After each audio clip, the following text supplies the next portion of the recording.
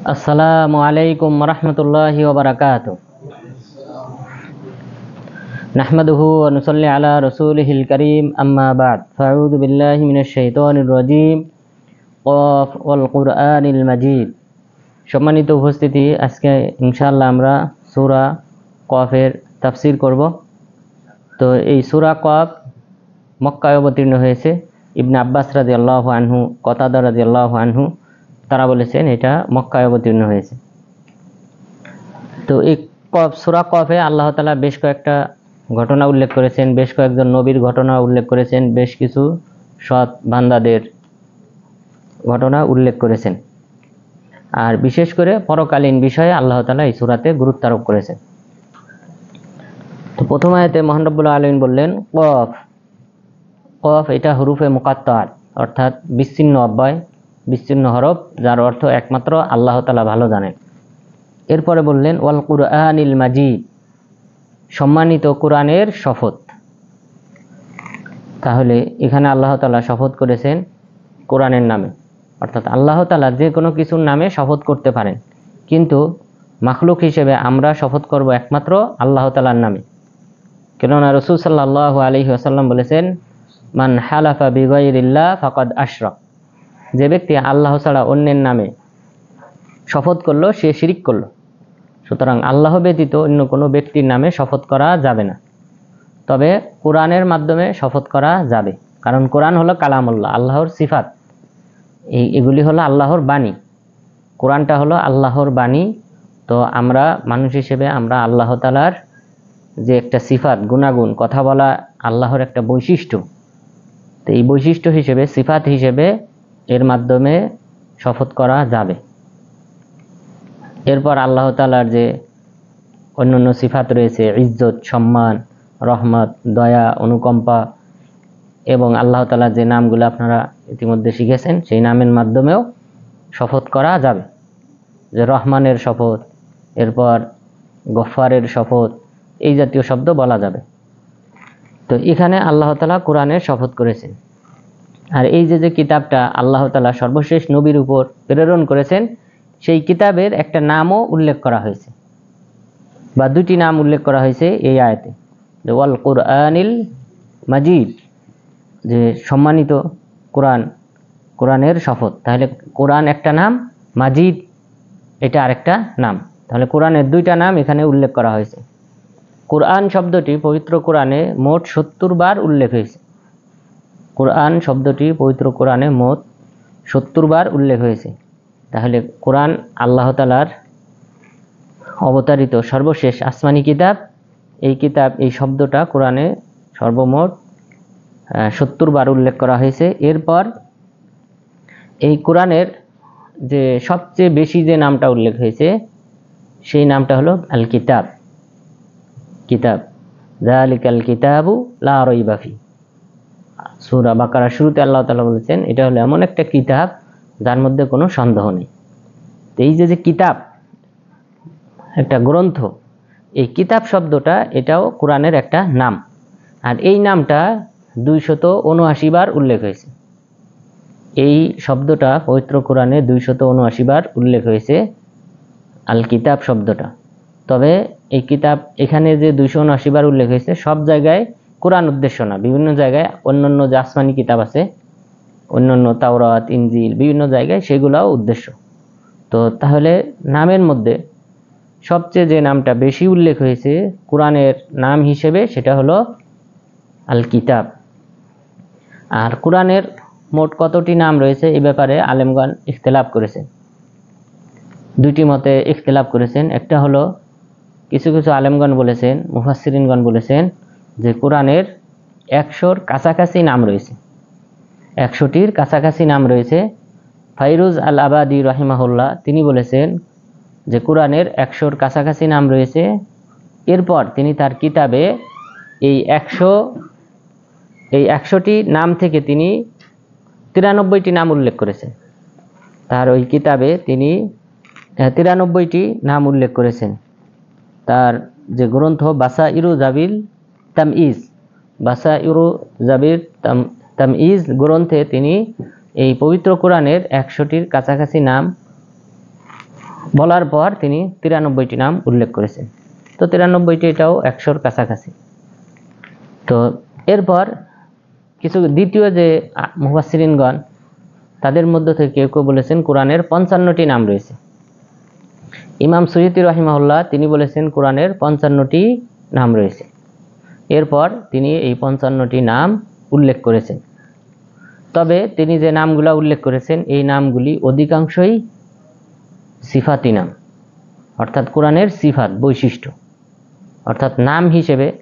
যেমন ধরেন কারো নাম এখানে, যেমন ধরেন মুবারক, মুবারক এটা একটা নাম, আলাম। এই নাম দ্বারা বোঝা যায় ওই ব্যক্তিটাকে। আমরা এই নাম যদি উচ্চারণ করি যে মুবারক প্রবেশ করেছে, তার মানে আমরা বুঝবো ওই ব্যক্তিটাকে, যে ব্যক্তিটা প্রবেশ করেছে, এটা হলো নাম। তো এই নামের মাঝে কি লুকায়িত আছে? আবার সিফাত, গুণাগুণ, যে এই নামটার অর্থ হলো বরকতময়।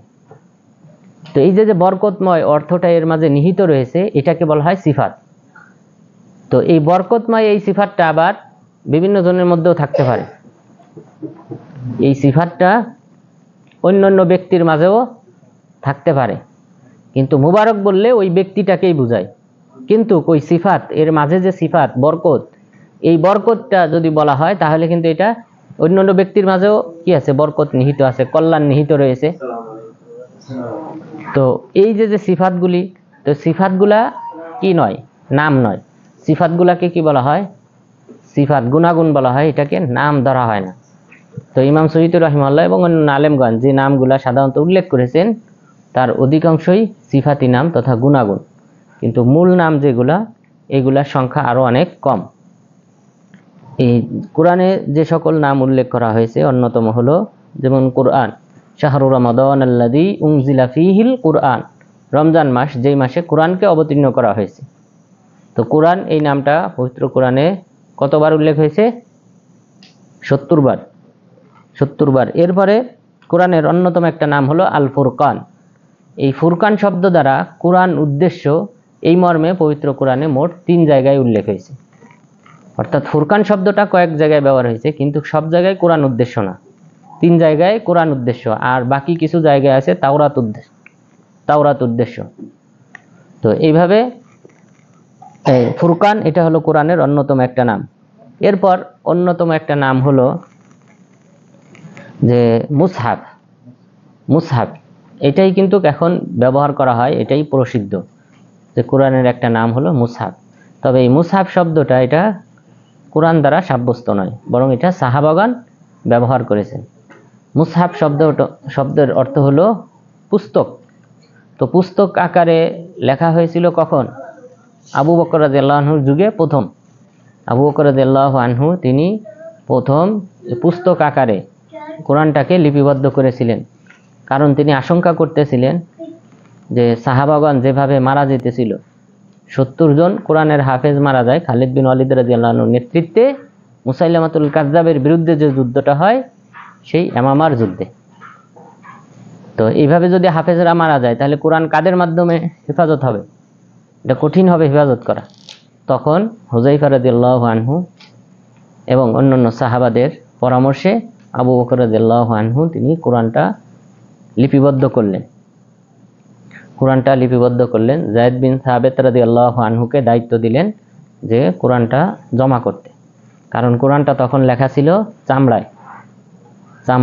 এরপরে খেজুর গাছের যে ডগা আছে এই ডগায়, এরপর বিভিন্ন হাড্ডিতে, এই হাড্ডির উপর আয়াতগুলো লেখা ছিল। তো এইভাবে বিভিন্ন কিছুর মাঝে কোরআনের আয়াতগুলা লেখা ছিল, এগুলি সব জমা করলেন।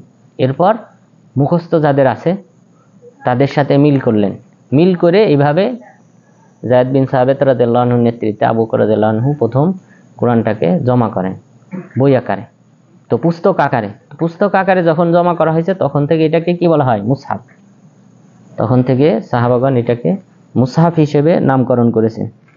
এরপর কোরআনের অন্যতম একটা নাম যেটা হলো মুহাইমিন, এটা আসলে নাম হিসেবে উল্লেখ হয় না, এটা সিফাত হিসেবে উল্লেখ হয়েছে। কারণ এটা মহান রব্বুল আলামিন কোরআন সম্পর্কে যে মুহাইমিন হিসেবে উল্লেখ করেছেন, এটা সিফাত হিসেবে, যে মুসাদ্দিকাল লিমা বাইনা ইয়াদাইহি মিনাল কিতাবি ওয়া মুহাইমিনান আলাইহি, যে তার পূর্বে যে কিতাব দেওয়া হয়েছে সেই কিতাবের সত্যায়নকারী এবং মুহাইমিনান আলাইহি, এবং সেই কিতাবের উপর হুকুম কর্তৃত্বকারী কিতাব হিসেবে এই কোরআনকে আমি অবতীর্ণ করেছি। তার মানে হলো কোরআনটা পূর্ববর্তী যে আল্লাহ তাআলা মুসা আলাইহিস সালামকে কিতাব দিয়েছিলেন সেই কিতাবের সত্যায়ন করেছে, যে তাওরাত নামে, ইনজিল নামে কিতাব মুসা আলাইহিস সালামকে, ঈসা আলাইহিস সালামকে দেওয়া হয়েছিল। এরপর মুহাইমিনান আলাইহি, এবং এটার উপর কর্তৃত্বকারী হিসেবে এই কোরআনকে অবতীর্ণ করা হয়েছে। তার মানে কোরআন আসার পর অন্য আসমানি কিতাব মানসুখ হয়ে গেছে, রহিত হয়ে গেছে, বাতিল হয়ে গেছে। তো মুহাইমিন এটাকেও ইমাম সয়ুতী রাহিমাহুল্লাহ অন্যান্য অনেক মুফাসসিরিনগণ নাম হিসেবে উল্লেখ করেছেন, কিন্তু আসলে নাম হিসেবে আলিফ লাম দিয়ে আল মুহাইমিন এরকম শব্দ ব্যবহার হয় নাই।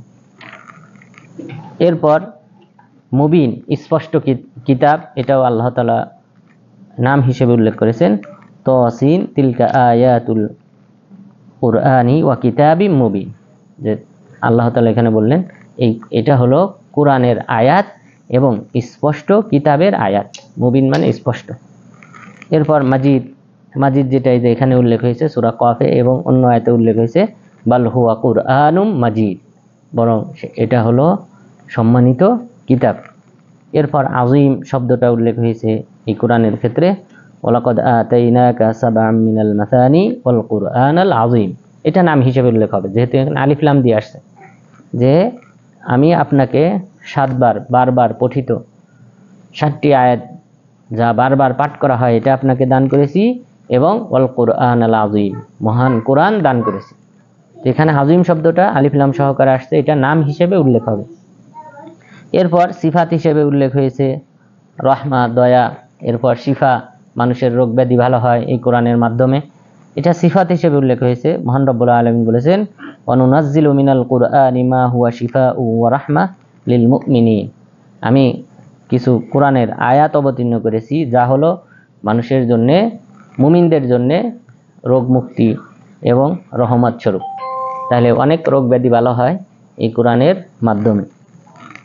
আবু সাঈদ আল খুদরি রাদিয়াল্লাহু আনহু সাপে কাটা ব্যক্তিকে তিনি ঝাড়ফুঁক করেছিলেন সূরা ফাতিহা পাঠ করে 7 বার করে ফু দিয়েছিলেন 7 বার। প্রতিবার পাঠ করার পর তিনি কি করতেন, থুতু জমা করে ওই থুতুটা যেখানে সাপে কেটেছিল ওখানে নিক্ষেপ করেছেন।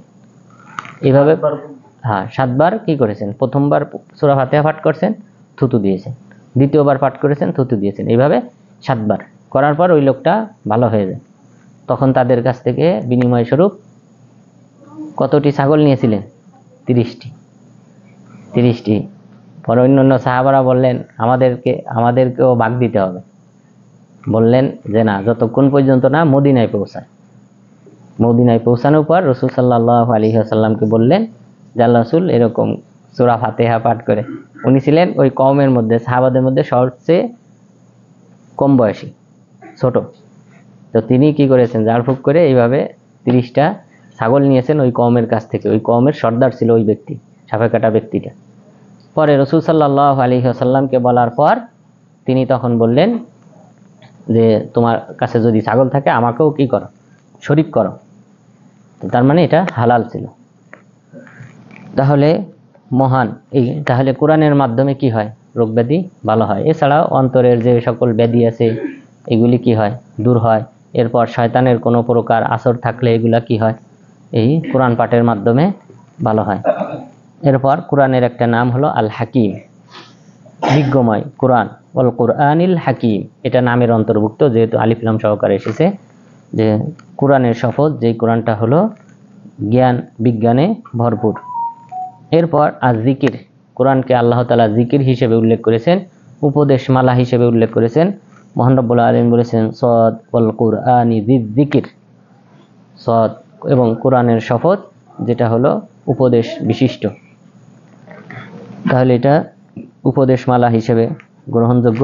এরপর কোরআনের অপর একটি নাম হলো আল কারীম, সম্মানিত। ইন্নাহু লাকুরআনুন কারীম, নিশ্চয়ই এই কোরআনটা হলো সম্মানিত কোরআন। এরপর নূর, কোরআনটাকে নূর হিসেবে আল্লাহ তাআলা আখ্যায়িত করেছেন। ইয়া আইয়ুহান নাসু ক্বাদ জাআকুম বুরহানুম মির রাব্বিকুম ওয়া আনজালনা ইলাইকুম নূরাম মুবিনা, হে মুমিনগণ, তোমাদের কাছে আল্লাহ তাআলার পক্ষ থেকে স্পষ্ট প্রমাণ এসেছে এবং স্পষ্ট নূর এসেছে, আল্লাহর পক্ষ থেকে নূর এসেছে।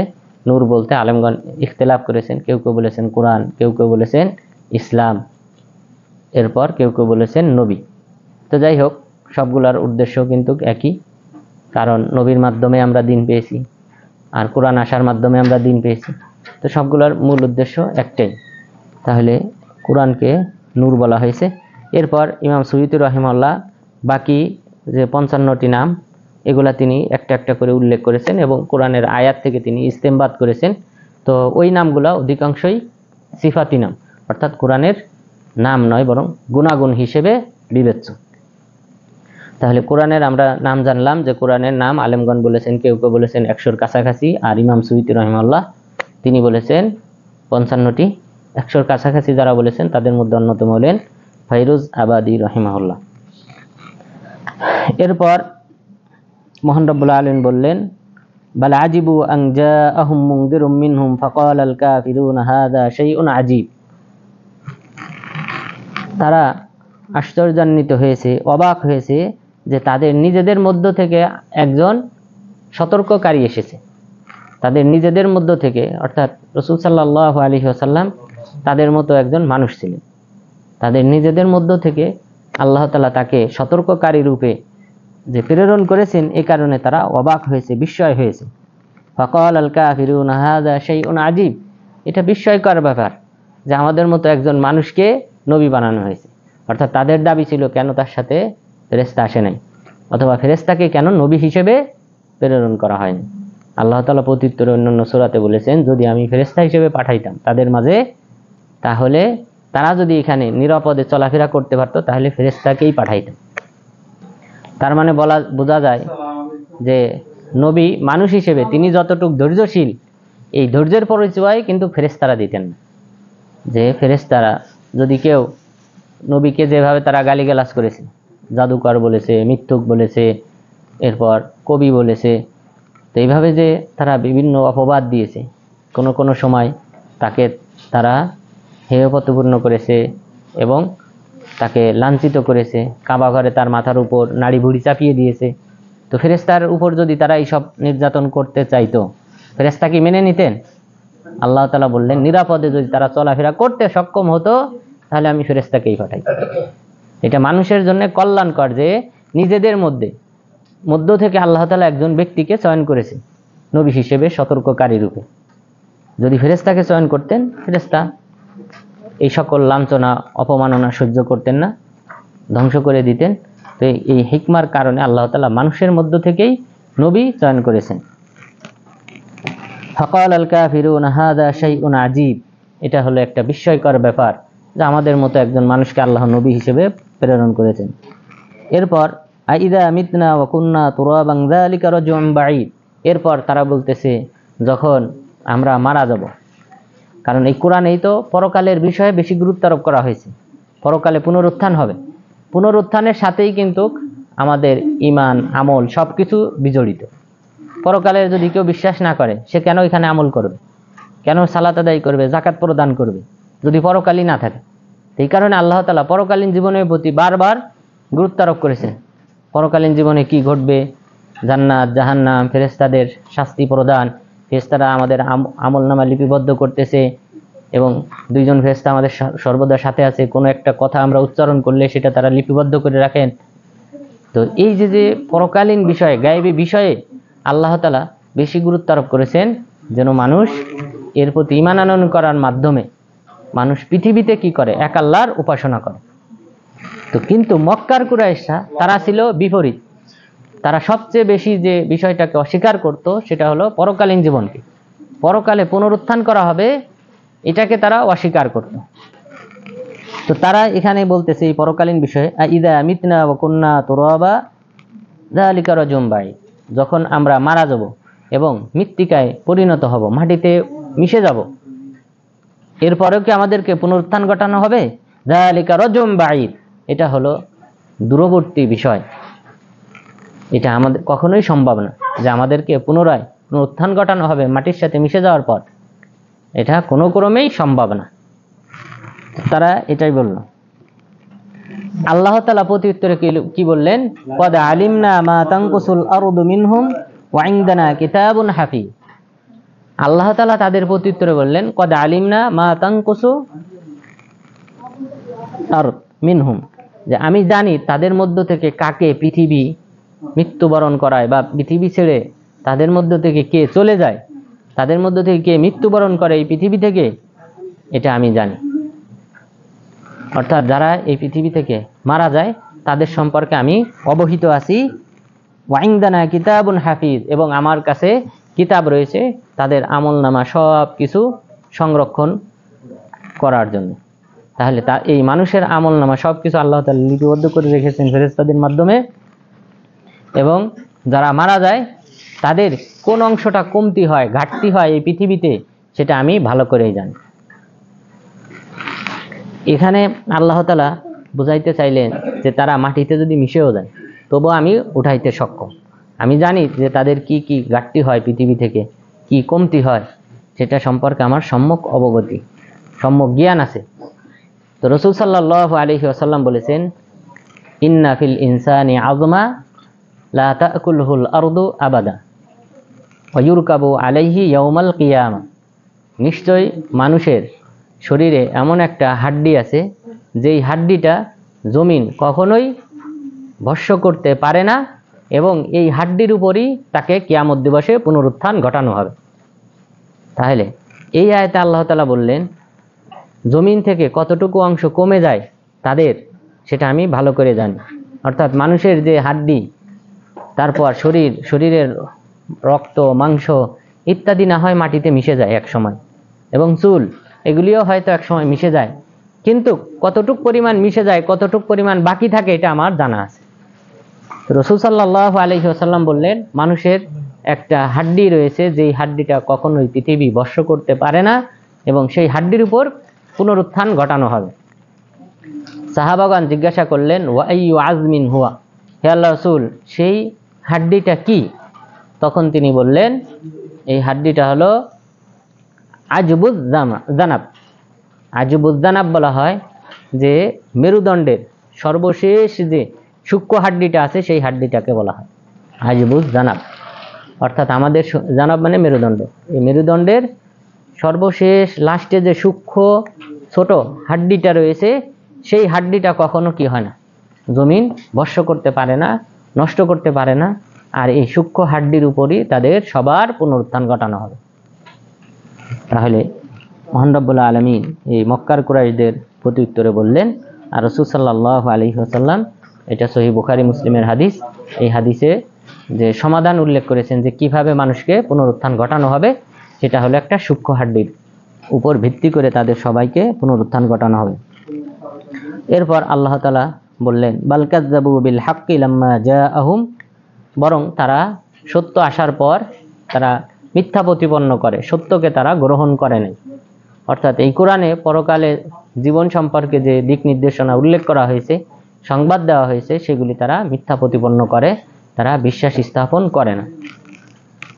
ফাহুম ফি আমরিম মারিজ, তারা সন্দিহানে লিপ্ত, তারা সন্দিহানে লিপ্ত রয়েছে এই ব্যাপারে। আফালাম ইয়ানজুরু ইলাস সামাই ফাওকাহুম কাইফা বানাইনাহা ওয়া যায়্যানাহা ওয়া মা লাহা মিন ফুরুজ। এরপর আল্লাহ তাআলা তাদেরকে তার যে সৃষ্টি আছে, সৃষ্টির মধ্যে বড় সৃষ্টি, সেই সৃষ্টি কুলের দিকে দেখার নির্দেশনা দিয়েছেন, যে তারা কি লক্ষ্য করে না আসমানের দিকে, তাদের উপরে যে আসমান রয়েছে সেই আসমান, কাইফা বানাইনাহা, আমি কিভাবে তৈরি করেছি, ওয়া যায়্যানাহা, এবং কিভাবে আমি সুশোভিত করেছি, বিভিন্ন তারকারাজির মাধ্যমে, নক্ষত্ররাজির মাধ্যমে আমি এটাকে সাজিয়েছি, এটা কি তারা লক্ষ্য করে না? ওয়া মা লাহা মিন ফুরুজ, এবং এই আসমানে কোনো ছিদ্র নেই।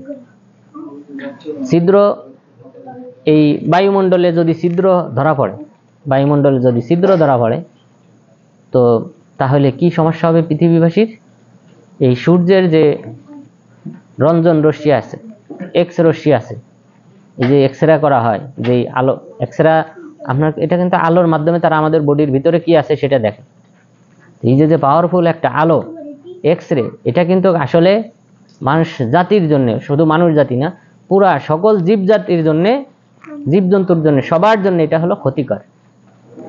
কিন্তু এই রশ্মিটা তার স্বাভাবিক যে গতি থাকে, সূর্য থেকে বের হয়ে আসে, সেই গতিতে পৃথিবীতে পড়তে পারে না। এটা আল্লাহ তাআলার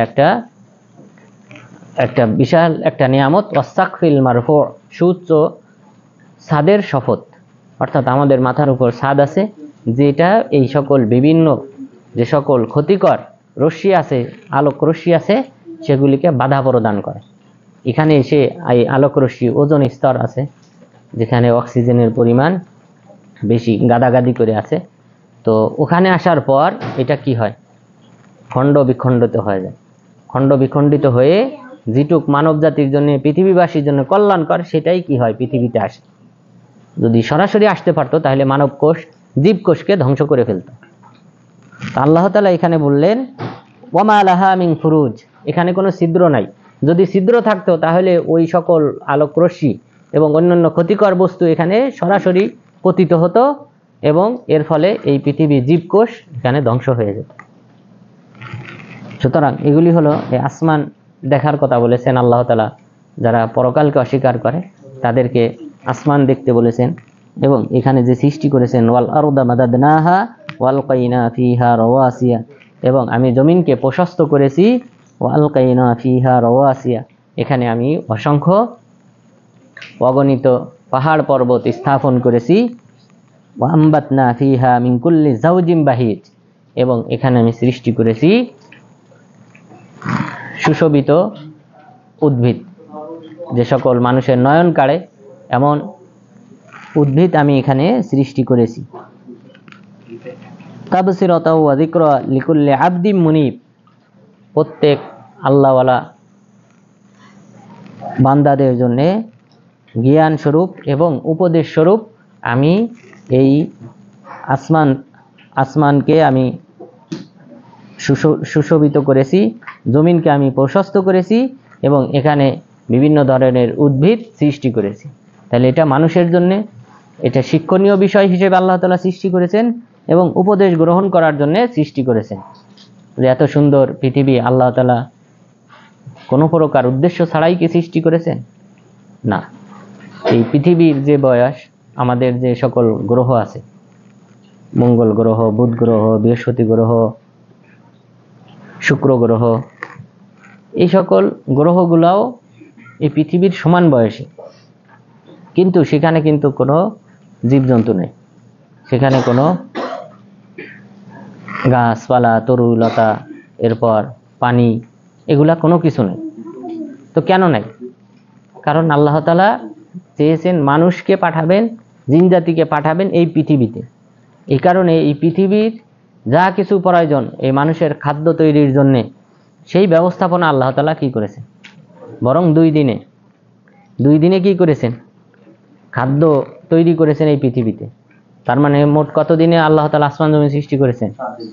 6 দিনে। 6 দিনে আসমান জমিন 6 দিনে আল্লাহ তাআলা সৃষ্টি করেছেন। তাহলে আসমান 2 দিনে, জমিন 2 দিনে, এরপর এই যে জমিনের যে খাদ্য সম্ভার আছে এটা 2 দিনে। তাহলে চিন্তা করেন 7টি আসমান, 7টা জমিন সৃষ্টি, এটাতে যে সময় লাগছে 7টি আসমান সৃষ্টিতে, আল্লাহ তাআলা সেই সময় নিয়ে এই পৃথিবীর খাদ্য সম্ভার সৃষ্টি করেছে। তাহলে এটা আল্লাহ তাআলা এই পৃথিবীবাসীর প্রতি একটা বিশেষ রহমত হিসেবে কি করেছেন, এইভাবে বিশেষভাবে আল্লাহ তাআলা সৃষ্টি করেছেন। আর অন্যান্য যে গ্রহগুলি রয়েছে এগুলিতে আল্লাহ তাআলা ইচ্ছা করেন নাই বিধায় এগুলিতে এইসব সৃষ্টি করেন নাই। এরপর আল্লাহ তাআলা বললেন ওয়ানাজ্জালনা মিনাস সামাই মাআম মুবারাকা, এবং আমি আসমান থেকে বরকতময় পানি বৃষ্টি বর্ষণ করি, ফাআমবাতনা বিহি জান্নাতি ওয়া হাব্বাল হাসীদ, এরপর আমি এর মাধ্যমে উদ্যান, বিভিন্ন বাগ বাগিচা তৈরি করি, ওয়া হাব্বাল হাসীদ, এবং শস্যাদি, পরিপক্ক শস্যাদি আমি কি করি, উৎপাদন করি এখান থেকে। তাহলে এই বৃষ্টির মাধ্যমে, বৃষ্টি না হলে এই ফসল কি হবে না, উৎপাদিত হবে না। এটা আল্লাহ তাআলার বড় একটা নিয়ামত বৃষ্টি। যে এই বৃষ্টিটা আসলে সাধারণত যে পৃথিবীতে যে পানি আছে, এই পানি 4 ভাগের 3 ভাগই হলো লবণাক্ত পানি, আর 1 ভাগ হলো মিষ্টি পানি। তো বাষ্পায়িত হয় যে পানিগুলা সাধারণত, যেহেতু 3 ভাগই বেশি সাগরের পানি, তো সাগরের পানি লবণাক্ত পানি। এই লবণাক্ত পানি এটা কি হয়, বাষ্পায়িত হয় বেশি, যেহেতু এটার পরিমাণই বেশি। পুরা পৃথিবীর যত পানি আছে এর মধ্যে 4 ভাগের 3 ভাগই হলো লবণাক্ত পানি। এই লবণাক্ত পানি কি হয়, বাষ্পায়িত হয়।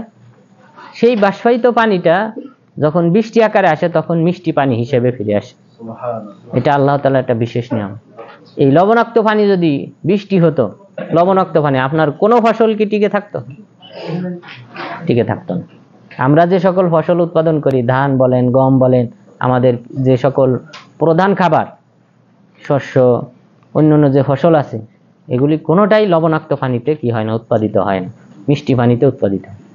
তাহলে লবণাক্ত পানি হিসেবে যদি ফিরে আসতো তাহলে এগুলি ধ্বংস হয়ে যেত, ফসল উৎপাদিত হতো না।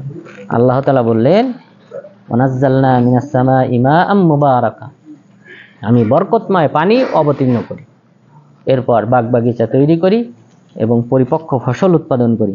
ওয়ান্নাখলা বাসিকাতিল লাহা তালউন নাযীর, এরপর আমি খেজুর গাছ, যা বাসিকাত, যে খেজুর গাছগুলি সমুন্নত স্থির হয়ে দাঁড়িয়ে থাকে, এই খেজুর গাছ আমি তৈরি করি। লাহা তালউন নাযীর, যার জন্য রয়েছে গুচ্ছ গুচ্ছ খেজুর, অর্থাৎ কাদি কাদি খেজুর হয়, এমন এই খেজুর গাছও আমি তৈরি করি এই বৃষ্টির মাধ্যমে, এবং এই খেজুর ফসলটাও আমি উৎপাদন করি এই বৃষ্টির মাধ্যমে। রিজকাল লিল ইবাদ, এটা কেন করি? আসমান থেকে বরকতময় বৃষ্টি বর্ষণ করি, বাগবাগিচা তৈরি করি, ফসল উৎপাদন করি। কেন? রিজকাল লিল ইবাদ, বান্দাদের রিজিক হিসেবে, জীবিকা হিসেবে। যদি এগুলি উৎপাদিত না হতো, খাদ্য সম্ভারের আমাদের শুধুমাত্র কি মাংস আর মাছ দিয়ে কি চলতো? এগুলারও প্রয়োজন আছে। তো যে প্রধান যে খাবারটা আমরা যে 3টা উৎস থেকে পেয়ে থাকি, তার মধ্যে অন্যতম হলো এই স্থলভাগের যে সকল ফসল, ফলমূল ইত্যাদি। তা আল্লাহ তাআলা বললেন, রিজকাল লিল ইবাদ, এটা আমি উৎপাদন করি বান্দাদের রিজিক হিসেবে। এরপর ওয়া আহইয়াইনা বিহি বালদাতাম মাইতা, এরপর মৃত ভূমিকে আমি পুনরুজ্জীবিত করি, অনুর্বর জমিকে আমি উর্বর করি। কাযালিকাল খুরুজ, এভাবেই তোমাদের পুনরুত্থান ঘটবে। অর্থাৎ মৃত জমিন যেমন ভাবে এই মৃত হওয়ার পর তথা আষাঢ় মাসেই তো না, আষাঢ় মাসে বৃষ্টিপাত বেশি হয় নাকি?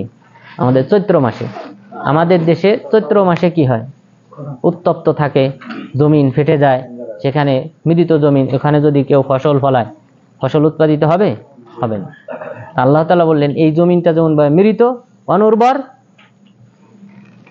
এরপর আমি যখন বৃষ্টি বর্ষণ করি উর্বর হয়, এখানে উদ্ভিদ উৎপাদন করলে এখানে এই উদ্ভিদগুলি অঙ্কুরিত হয়। অনুরূপভাবে কাযালিকাল খুরুজ, অনুরূপভাবে তোমাদের পুনরুত্থানও ঘটবে। অর্থাৎ এক সময় তোমরা হয়তো মারা যাও, মারা যাওয়ার পর মাটিতে পরিণত হও, মৃত্তিকায় পরিণত হও, কিন্তু আমি তোমাদেরকে যেভাবে এই অনুর্বর জমি থেকে উৎপাদন করি ফসল, অনুরূপভাবে তোমাদেরকে ওই অনুর্বর মৃত মাটি থেকে তোমাদেরকে পুনরায় জীবিত করব। আল্লাহ তাআলা এই ফসল উৎপাদনের সাথে আমাদের জীবনের তুলনা করেছে। তাছাড়া আমরা যদি চিন্তা করি যে প্রথমবার যেহেতু আল্লাহ তাআলা আমাদেরকে সৃষ্টি করেছেন, প্রথমবার সৃষ্টি করাই তো কঠিন, দ্বিতীয়বার সৃষ্টি করা কেন কঠিন হবে? ওটা তো আরো সহজ। যে কোনো কাজ প্রথমবারই কি হয়, কঠিন থাকে, পরে তো আরো সহজ হয়ে যায়। তো সুতরাং আল্লাহ তাআলা যেহেতু আমাদেরকে প্রথমবার সৃষ্টি করেছেন, পুনরুত্থানও ঘটাবেন। তাহলে আল্লাহ তাআলা এই যে বাস্তবিক জীবনের কথা উল্লেখ করেছেন, পূর্বের যে কাফেররা বলেছিল যে পুনরুত্থান এটা একটা দুরূহ ব্যাপার, সেটাকে সহজ করে আল্লাহ তাআলা এখানে লাস্টে এসে উল্লেখ করলেন যে এটা দুরূহ ব্যাপার নয়, বরং এটা সম্ভব। এরপর আল্লাহ তাআলা বললেন, কাযযাবাত ক্বাবলাহুম কওমু নূহ ওয়া আসহাবুর রাসসি ওয়া সামুদ, তাদের পূর্বে অর্থাৎ মক্কার কুরাইশদের পূর্বে অসংখ্য জাতি তারা মিথ্যা প্রতিপন্ন করেছিল। তাদের মধ্যে অন্যতম হলো কওমে নূহ, নূহ আলাইহিস সালামের সম্প্রদায়। তারাও নূহ আলাইহিস সালামকে মিথ্যাবাদী বলেছিল। ওয়া আসহাবুর রাস, এবং কূপের অধিবাসীরা, ওয়া সামুদ, এবং সামুদবাসী। এখানে আল্লাহ তাআলা 3টা কওমের কথা উল্লেখ করেছেন। এই 3টা কওমকেই আল্লাহ তাআলা ধ্বংস করেছিলেন। প্রথমটা হলো কওমে নূহ আলাইহিস সালামের সম্প্রদায়। নূহ আলাইহিস সালামের সম্প্রদায়ের অপরাধ ছিল তারা আল্লাহ তাআলার সাথে শিরক করত। শিরক করত কাদেরকে? সৎ ব্যক্তিদেরকে, আল্লাহর ওলিদেরকে নিয়ে বাড়াবাড়ি করার মাধ্যমে আল্লাহর ওলিদের পূজা করত, ইবাদত করত। মহান রব্বুল আলামিন বলেছেন, ওয়াকালু লা তাযারুন্না আলিহাতাকুম ওয়া লা তাযারুন্না ওয়াদ্দা ওয়া লা সুওয়া ওয়া লা ইয়াগুতা ওয়া ইয়াউকা ওয়া নাসরা।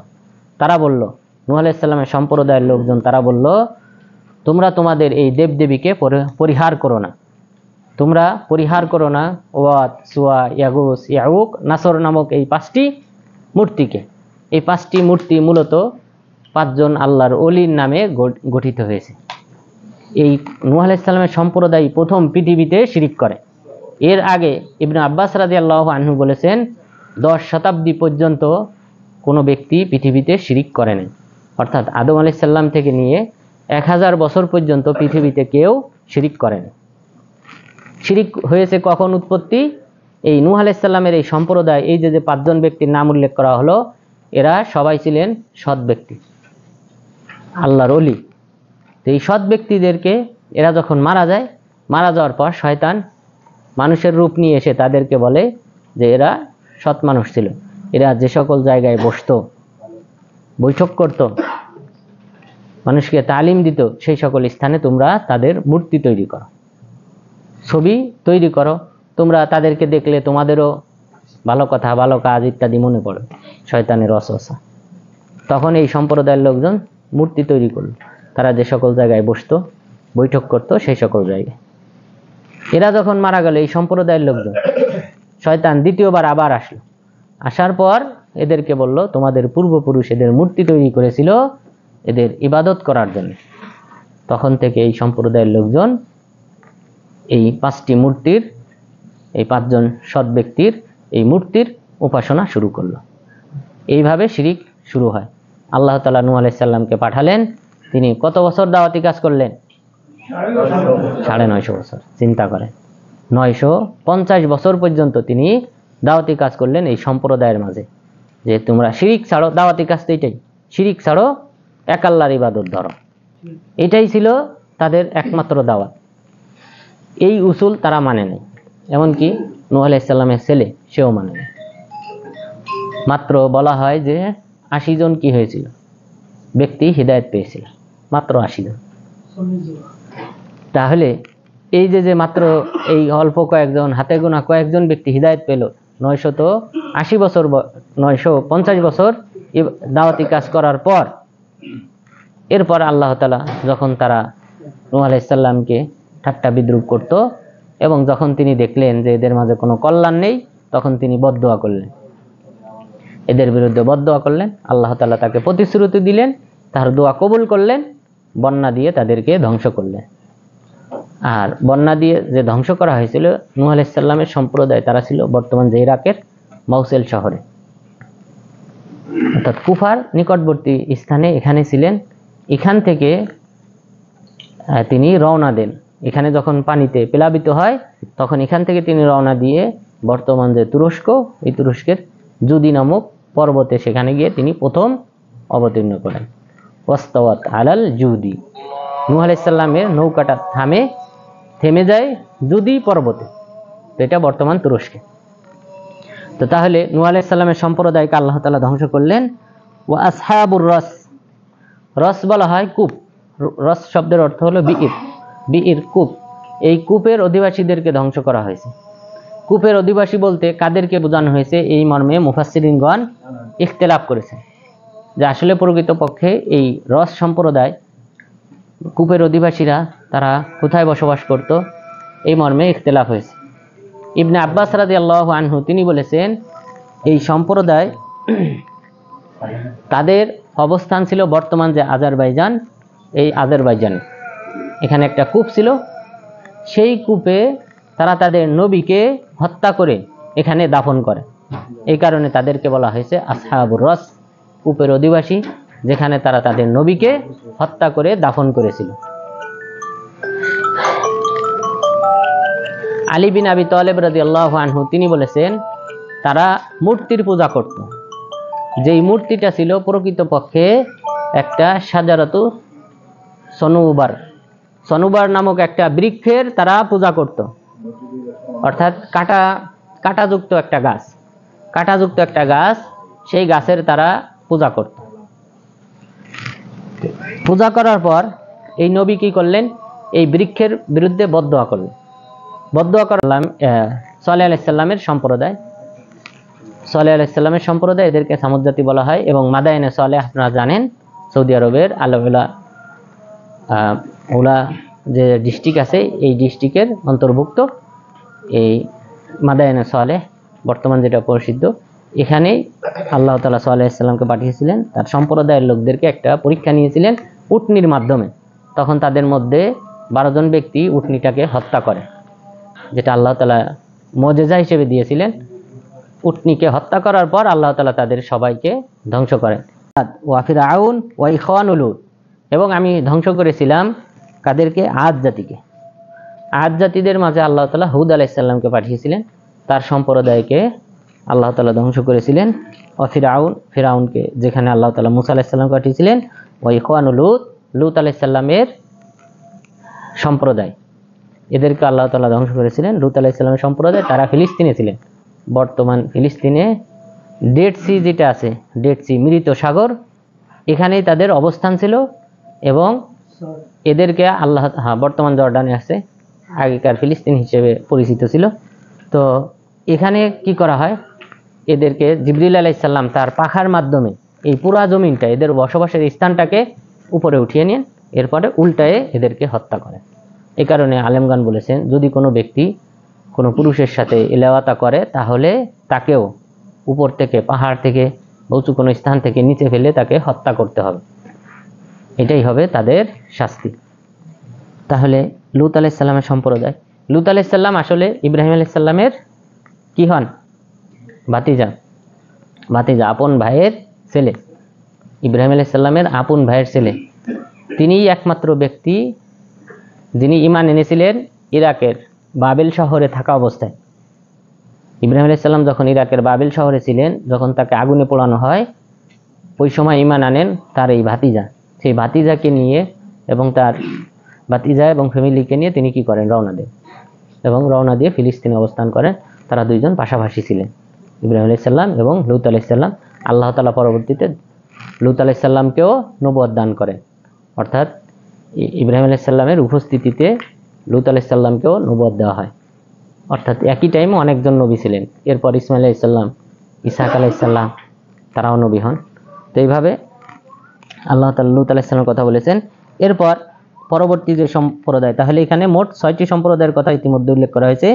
এরপর বলেছেন ওয়া আসহাবুল আইকা, জঙ্গলের অধিবাসী। এটা জঙ্গলের অধিবাসী বলতে বলা হয় শুআয়ব আলাইহিস সালামের সম্প্রদায়, যেটা বর্তমান সৌদি আরবে অবস্থিত, তাবুকের অন্তর্গত এই আসহাবুল আইকা, এদেরকে জঙ্গলের অধিবাসীও বলা হয়। এখানে আল্লাহ তাআলা তাদেরকে ধ্বংস করেছিলেন, কারণ তারা ওজনে কম দিত। মানুষের কাছ থেকে যখন ক্রয় করত তখন হিসাব যথাযথভাবে বুঝিয়ে নিত, এরপর ওজন দেওয়ার সময় কম দিত। এই কারণে যদি আমাদের এই উম্মতকে ধ্বংস করা হয় তাহলে কি হবে, পরিণাম কি হবে? বাংলাদেশের যে সকল ব্যবসায়ীরা আছে, বাংলাদেশে কে রক্ষা পাবে? কঠিন পরিস্থিতি। আর এটা কিন্তু তাহলে এখানে কিন্তু শিরিক না, চিন্তা করেন, এটা কিন্তু আমাদের উম্মতের মধ্যে এটা হলো কবিরা গুনাহ। এই কারণে আল্লাহ তাআলা তাদেরকে কি করেছেন, ধ্বংস করেছেন। তাহলে এটা আমাদেরকে বুঝতে হবে, আল্লাহ তাআলা আমাদেরকে এই শেষ উম্মতের উপর অনেক দয়াশীল, করুণাশীল। এই কারণে কিন্তু এই উম্মতকে কিন্তু এইভাবে ধ্বংস করা হয় না। তো আল্লাহ তাআলা শুআয়ব আলাইহিস সালাম কওমকে ধ্বংস করেছিলেন। তাহলে এটা সপ্তম নাম্বার সম্প্রদায়। এরপরে 8ম নাম্বার সম্প্রদায় যাদেরকে আল্লাহ ধ্বংস করেছিলেন তাদের ক্ষেত্রে বললেন ওয়াকওমু তুব্বা, তুব্বায়ের সম্প্রদায়। তুব্বা তিনি ছিলেন, তুব্বা এটা হলো বর্তমান যে ইয়ামান আছে, এই ইয়ামানের যিনি বাদশাহ হতেন তাকে তুব্বা উপাধি দেওয়া হতো। তুব্বা, তার নাম মুফাসসিরিনগণ উল্লেখ করেছেন আবু কারব আসাদ আল কামিল। আবু কারব আসাদ আল কামিল নাম ছিল এই লোকটার, এবং তাকে তুব্বা বলা হয়, অর্থাৎ বাদশাহর উপাধি। তাহলে তিনি বাদশাহ ছিলেন। ওয়াকওমু তুব্বা, তুব্বায়ের সম্প্রদায়কে কি করা হয়েছে, ধ্বংস করা হয়েছে, তুব্বাকে নয়। তুব্বা কিন্তু ধ্বংস হন নাই। তুব্বা কি করেছিলেন? সর্বশেষ ঈমান এনেছিলেন। তিনি বাদশা ছিলেন, কিন্তু তার সম্প্রদায়ের লোকজন পরবর্তীতে তার অবাধ্য হয়ে এবং তারা ঈমান না আনার কারণে তার সম্প্রদায়ের লোকদেরকে কি করা হয়? ধ্বংস করা হয়। এই কারণে রাসূল সাল্লাল্লাহু আলাইহি ওয়াসাল্লাম বলেছেন, লা তাসুব্বু তুব্বা ফা ইন্নাহু কানা কদ আসলাম। তোমরা তুব্বাকে গালি দিও না, কেননা সে পরিশেষে ঈমান এনেছিল। সুতরাং আল্লাহ তাআলা নিন্দা করেছেন কাকে? তুব্বায়ের সম্প্রদায়কে, তুব্বাকে নয়। তুব্বাকে আল্লাহ তাআলা নিন্দা করেন না, নিন্দা করেছেন তার সম্প্রদায়ের লোকদেরকে যারা ঈমান আনে নাই। আর তুব্বাকে রাসূল সাল্লাল্লাহু আলাইহি ওয়াসাল্লাম বলেছেন তোমরা তাকে গালি দিও না, কেননা পরিশেষে সে ঈমান এনেছিল। তিনি বাদশা ছিলেন এবং বিভিন্ন অঞ্চল দখল করেছিলেন। কুল্লুম কাযযাবার রুসুল ফাহাক্কা ওয়াঈদ। তাদের প্রত্যেকে, এই যে 8 শ্রেণীর সম্প্রদায়ের কথা উল্লেখ করা হলো, এরা প্রত্যেকেই তাদের কাছে প্রেরিত রসুলকে তারা অস্বীকার করেছিল, মিথ্যা প্রতিপন্ন করেছিল। ফাহাক্কা ওয়াঈদ, তখন আমার শাস্তি তাদের উপর অবধারিত হয়ে যায়। আফাঈনা বিল খলকিল আউয়াল, আমি কি ক্লান্ত হয়ে গেছি প্রথমবার আসমান জমিন এবং মানুষ জিন জাতি এদেরকে সৃষ্টি করে? না, আমি ক্লান্ত হই নাই, বরং বালহুম ফি লাবসিম মিন খলকিন জাদীদ, বরং তারা সন্দিহানে রয়েছে নতুন করে যে পুনরুত্থান ঘটানো হবে এই ব্যাপারে। তাহলে মক্কার কুরাইশদের আল্লাহ তাআলা লাস্টের এই প্রতি উত্তর দিলেন কয়েকভাবে, যে অন্যান্য সম্প্রদায়কে আমি যেভাবে ধ্বংস করেছি তোমাদেরকেও ধ্বংস করতে সক্ষম। আর জেনে রেখো, প্রকৃতপক্ষে আমি প্রথমবার সৃষ্টি তোমাদেরকে করেছি, এরপর আমি ক্লান্ত হয়ে যাই নাই, বরং আমি পুনরায় তোমাদেরকে আবার এই মাটিতে মিশে গেলেও তোমাদের পুনরুত্থান ঘটাবো। বরং তোমরা সন্দেহ পোষণ করো, কিন্তু আমি এই বিষয়ে নিশ্চিত তোমাদেরকে আমি পুনরুত্থান ঘটাবো। তো সুতরাং আজকের আলোচনায় আমরা যে বিষয়টা জানতে পারলাম, যে অনেক সম্প্রদায়কে বিভিন্ন পাপের কারণে আল্লাহ তাআলা ধ্বংস করেছিলেন। আল্লাহ তাআলা আমাদেরকে যেন এই সকল পাপ, অন্যায়, অশ্লীল, শিরিক, বিদআত থেকে দূরে থাকার মাধ্যমে আল্লাহর নিকটশীল বান্দা হওয়ার তৌফিক দান করেন। আমিন। আকুলু কওলি হাযা ওয়াস্তাগফিরুল্লাহ লি ওয়া লাকুম ওয়া লিসাইরিল মুসলিমিন।